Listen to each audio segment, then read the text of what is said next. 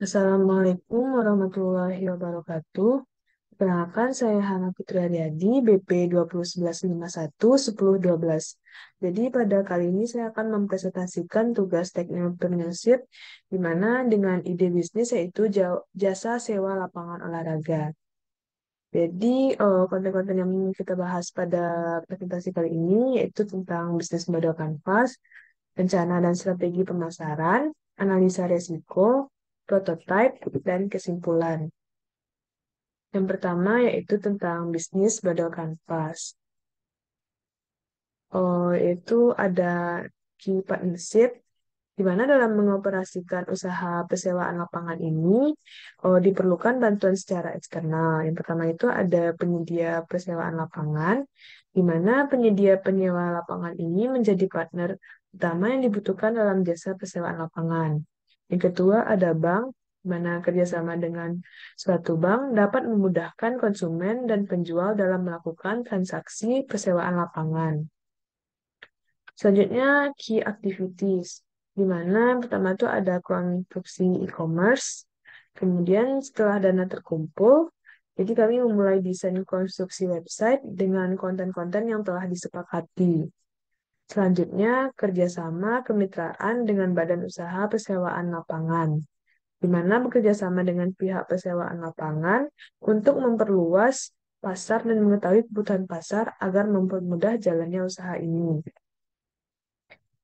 Selanjutnya ada key resource, di mana key resource ini sumber dayanya ada modal pendanaan. Untuk startup awal, suatu bisnis memang cenderung membutuhkan modal berupa pendanaan yang diperoleh dari dana pribadi maupun sponsor. Yang kedua itu ada operator website, di mana salah satu sumber daya yang dibutuhkan itu bertugas mengoperasikan proses website. Selanjutnya, value proposition, di mana keunggulan yang dimiliki oleh website ini yaitu praktis dan memudahkan konsumen untuk melakukan booking lapangan yang hanya dapat dilakukan secara langsung. Dengan adanya website ini, pemesanan dapat dilakukan secara online. Selanjutnya yaitu customer relationship. Adapun kegiatan untuk memperkuat hubungan antara konsumen dan produsen, yang pertama itu dengan adanya diskon.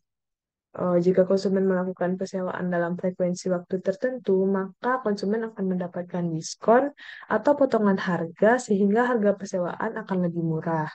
Hal ini akan membuat konsumen cenderung melakukan persewaan yang lebih sering. Selanjutnya, promo. Jika konsumen melakukan pemesanan atau persewaan dengan durasi persewaan tertentu, maka akan dapat promo tertentu seperti potongan harga atau pemberian paket persewaan lapangan.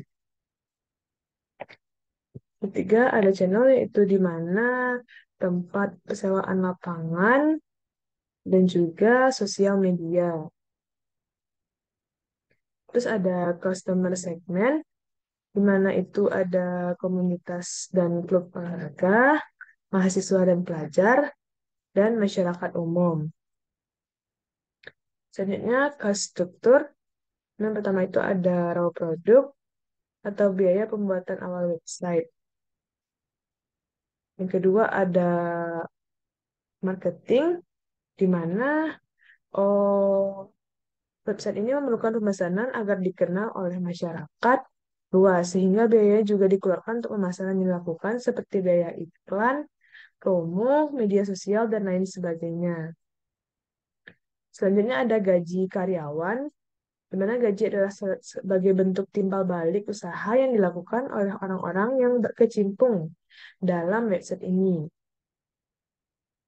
Selanjutnya ada biaya maintenance, merupakan biaya yang harus dikeluarkan untuk perbaikan website. Biaya yang dikeluarkan secara berkala ketika ada perbaikan sistem. Selanjutnya revenue streams. Mana keuntungan yang dapat diperoleh dari website ini? Yang pertama itu keuntungan dari persewaan. Selain dari modal, Pendapatan juga dapat diperoleh dari keuntungan dari hasil persewaan yang dilakukan konsumen kepada pihak penyedia penyedia persewaan lapangan. Selanjutnya ada iklan, yaitu untuk keuntungan tambahan kami berencana menerima iklan dari luar. Iklan yang akan tertera saat customer membuka website ini, dengan begitu akan menambah konten kreatif website e-commerce. Selanjutnya, rencana dan strategi pemasaran. Jadi, pemasaran dilakukan dengan target untuk pelajar atau mahasiswa, klub olahraga, dan umum. Pemasaran dilakukan dengan cara menyebarkan informasi terkait website ini di media sosial, mengadakan sosialisasi ke klub-klub olahraga yang ada di sekolah atau kampus. Strategi pemasarannya itu dengan pengisuan website, strategi pemasaran tahun pertama, dan strategi pemasaran tahun kedua. Di mana di saat pengisuan website, sebelum peluncuran website ini, dilakukan pengisuan sebagai tahap awal promosi. Hal ini dilakukan agar masyarakat, khususnya mahasiswa, dapat mengetahui bahwa akan terbit sebuah website yang menyediakan jasa persewaan lapangan online. Pengisian ini dilakukan secara online maupun offline. Pengisian secara online melalui akun Instagram atau YouTube. Sedangkan jika offline dilakukan dengan memasang poster atau mading di kampus. Selanjutnya, strategi pemasaran tahun pertama, di mana pada tahun pertama peluncuran website akan dilakukan secara online melalui media sosial, yaitu di akun Instagram atau akun YouTube. Dengan memiliki akun media sosial yang aktif, akan membuat proses pemasaran menjadi lebih baik.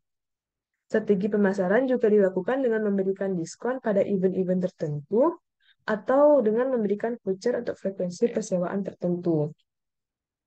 Selanjutnya, strategi pemasaran tahun kedua, di mana pemasaran tahun kedua dilakukan secara online.